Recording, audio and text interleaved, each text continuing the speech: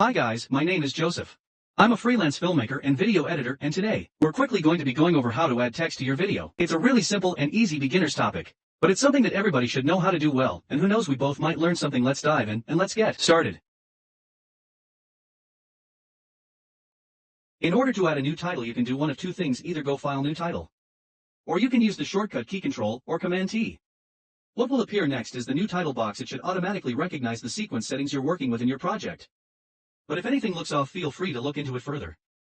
Underneath name is what you're going to name your title clip. This isn't going to be the text that actually appears on your screen.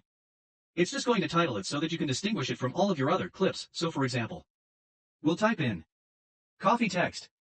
You can see over here, it's now appeared with all of our other files, and it has the name that we've given it.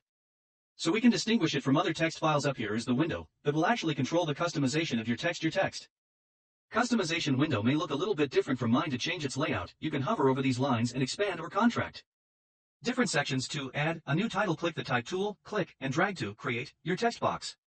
Now you should be able to type in the text that you want.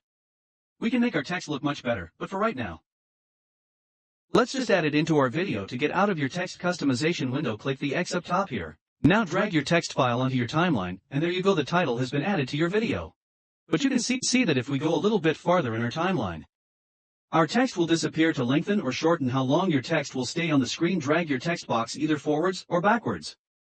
For us, we're going to drag it to the entire length of our clip now. Let's go back and customize your text a little bit more to make it look better. To get back to your text customization window, you can do one of two things. You can either double-click your text file over here with all of your other footage files, or you can double-click your text file in the timeline. So let's go over some of the things you can do to customize your text. When you're customizing your text, just make sure that everything you want to customize is highlighted. This drop-down menu shows you all of the different fonts that are available to you. The fonts available to you in Premiere Pro are actually the same ones that you've installed on your computer. So if you install a new font into your computer, it will show up here once you restart your program. For me, I'm going to use this one. It's pretty much my favorite. The box below it controls how thin or how bold your font is. Over here to the right, you can control the size of your font. Click and drag to the right to make it bigger, or click and drag to the left to make it smaller, or you can click it once and you can input a number of your choice. The option right below it is called kerning. This controls the spacing between each letter. Drag it to the right to make things appear farther apart, and drag it to the left to make things appear closer together. Over here is what's called bleeding. If you have multiple layers of font, this will control how close each line is to each other. Next, we have your paragraph styles. You can choose if you want your font to start from the left, center, or from the right. And lastly, in this section, you can toggle on and off whether or not you see the background. The background frame that appears behind your text is the one that your playhead is over. So if we move the playhead forwards, you can see that our footage changes. Over on the right-hand side is your title properties. This is basically a more extensive version of the things we just covered. You can see that you have some of the same options like font size and kerning, but you also have a bunch of other things that go into more detail. I would encourage you to play around with each of them and see what they all do, but I'll show you two more that I think are really important and use very often. Below here you have color. Click it, and you can choose a different color for your text. For us, we're just going to stay with plain white, and then further down below, we have strokes and shadow. To add an inner or outer stroke to your text, click on the Add button. Automatically, it'll come up with a default, but to change the size of your stroke is here, and to change the color of your stroke is here. I'm going to just hide the stroke for now. And then finally you have a shadow. If you want a shadow to be cast behind your text, this is where you do that here. You can change the size, the opacity, the distance it is away from your text, and the angle. Our text looks great now. But now I want to center it into the very middle of our frame. To do that, click the selection tool. Now you can either move your text by clicking and dragging it, or you can drag the borders themselves.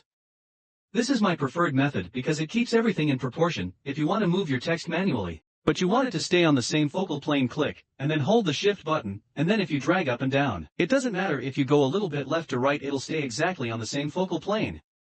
The same thing will happen if you go to the left or to the right.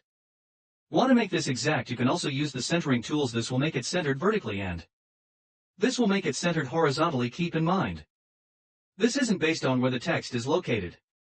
It's based on the entire box of text, so if you make your box smaller to the size of your text, this is how you get a perfect center. Great. Now, we're going to exit. I'm going to show you one more thing that I really enjoy doing with text. If you click on your text box in your timeline, and then go to Effects Control here, you can secondarily change the position, the size, rotation, and anchor point of your text, and you can hit these buttons to reset all of these settings.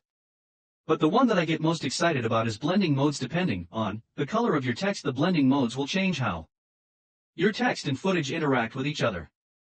I'll give you an example. Let's change your blending mode from normal to overlay. Pretty interesting, right? Let's try another soft light.